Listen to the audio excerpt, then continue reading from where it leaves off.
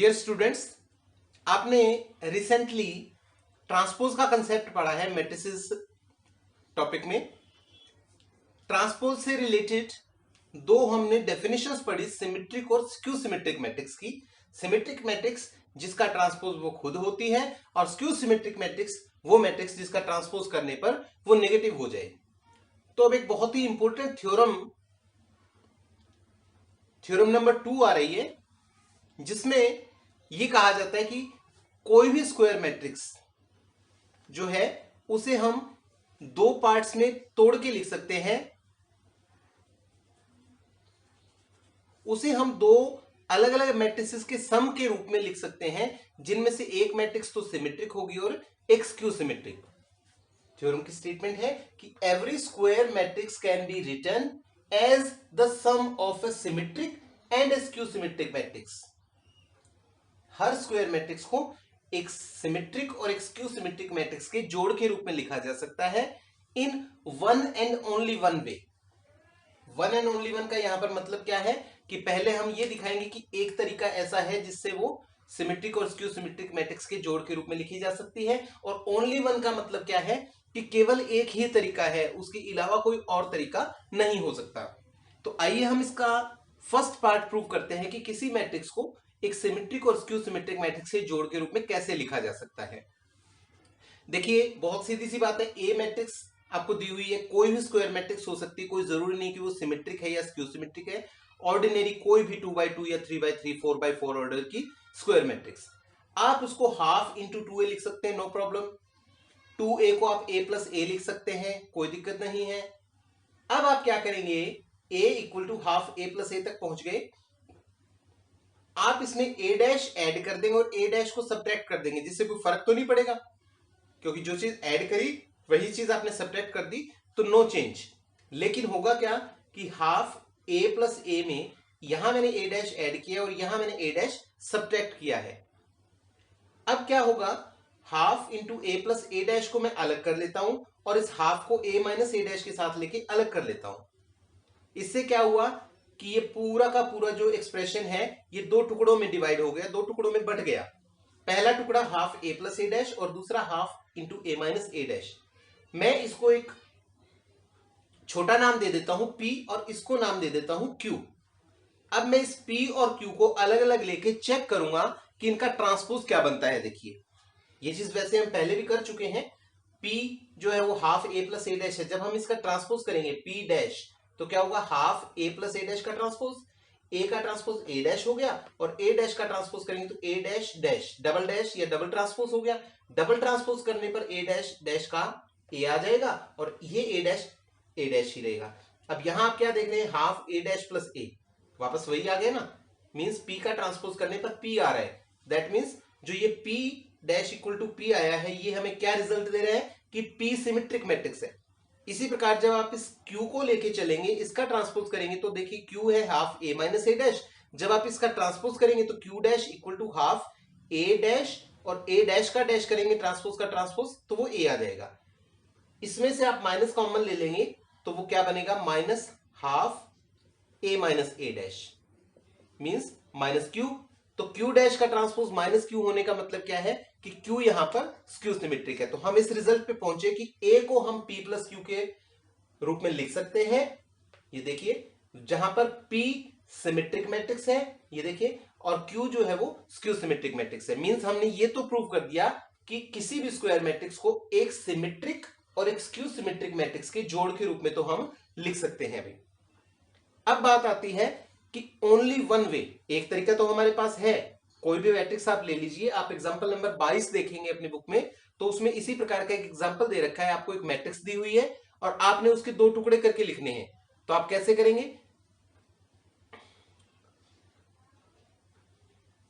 उसके लिए हम इसी वीडियो में आगे डिस्क्राइब भी करेंगे। और वैसे आपको शॉर्ट में मैं बता दूं कि आपको ए मैट्रिक्स दे रखी है, आप ए डैश निकाल लेंगे, फिर एक बार आप हाफ इंटू ए प्लस ए डैश को कैलकुलेट कर लेंगे, एक बार half into A minus A dash की कैलकुलेशन कर लेंगे। उससे वो जो दो मैट्रिसेस आएंगी उनमें से एक को p नाम दे देंगे और इधर वाली को q नाम दे देंगे, और a को हम p प्लस q लिख देंगे, जहां पर p एक सिमेट्रिक और q एक स्क्यू सिमेट्रिक मैट्रिक्स होगी। तो बात करते हैं इसके सेकंड पार्ट की, कि ओनली वन वे क्यों।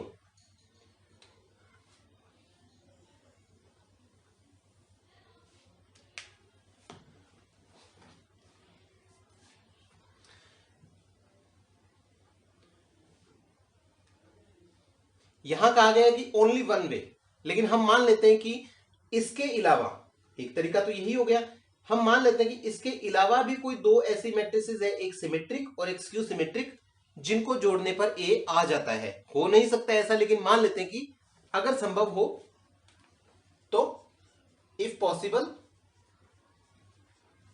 Late R and S be a symmetric and a skew symmetric matrix